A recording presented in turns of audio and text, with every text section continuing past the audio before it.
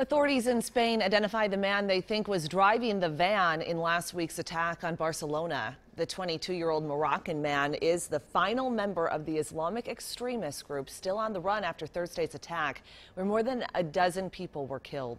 4 suspected terrorists are in custody. 5 were killed in the second attack. Police searched 9 homes in northeastern Spain where most of the suspects lived. The suspects' family members say they didn't know that they had been radicalized. Passengers on a flight bound for the Twin Cities say a man tried opening one of the plane's exit doors while they were in the air. This happened Saturday on an American Airlines flight from Los Angeles. Passengers shot this video. You can see police escorting a man in sunglasses off the plane when it landed here at Minneapolis-St. Paul International Airport. Witnesses say he tried opening the door as the plane was descending. We spoke with one of the passengers who saw it all.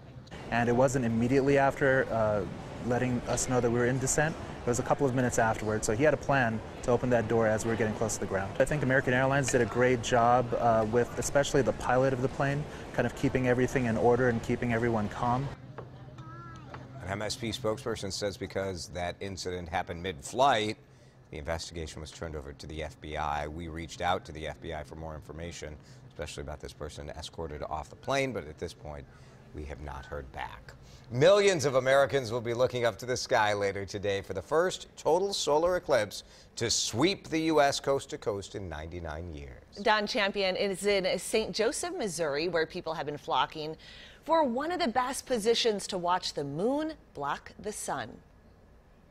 Millions will look toward the sky today for astronomical amazement. For the first time since 1979, the moon will completely blot out the midday sun along a path stretching from Oregon to South Carolina. There's a hustle and a bustle and kind of an excitement and an anticipation. The tiny farming town of Madras, Oregon will be one of the first places to view the total eclipse around 1:16 Eastern Time. In Carbondale, Illinois, which will be in the dark the longest for 2 minutes and 40 seconds, thousands will pack this sold-out football stadium. The site is something that's going to really please Americans and make them think differently. St. Joseph, Missouri is the 5th largest city along the so-called path of totality. Hotels here started selling out for the eclipse more than a year ago. Lauren Daves and her family rented an RV and drove here from Texas. It's going to be incredible, just with the sky going dark and all the glow. The Phillips family drove here from Oklahoma and will be camping out. You won't be able to see the moon or the sun. It's just going to look like a ring of fire. I imagine at the moment of totality, everybody's just going to be in awe. And I just want to feel everybody in the same emotional state. I think that's going to be empowering. And an experience few will ever forget. Don Champion, CBS News, St. Joseph, Missouri. All of North America will get at least a partial eclipse today. Matt shows us in a few minutes what we can expect for clouds.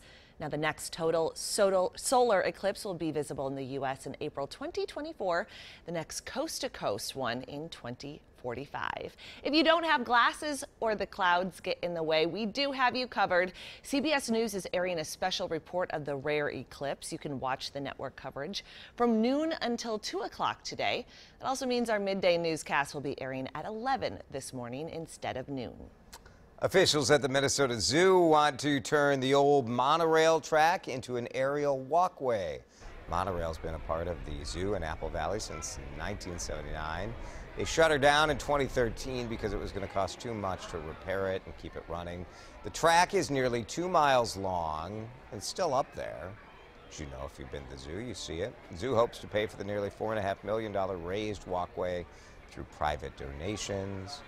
Work could start next summer. At the zoo new zoo director told me they were kind of inspired by the High Mile, the walkway in New York City, and to have it be like this kind of walking through the woods and the trees. It's a great idea, walking through the treetops and the vantage points you could get. Be pretty neat. Really cool. History made it the Lucas Oil NHRA Nationals in Brainerd over the weekend. For the first time ever, 2 women swept the nitro classes, becoming national champions. In Top Fuel, Leah Pritchett ran a 3.682-second pass at 328 miles per hour in her Papa John's pizza dragster. In funny car, Alexis DeJoria raced to her first win of the season. She made a 3.906 second pass at 330 miles per hour in her Tequila Patron Toyota Camry. Well, congratulations to both Leah and Alexa on a historic weekend at Brainerd International Raceway. Pretty cool to have history made right here. Sure. Well, from history.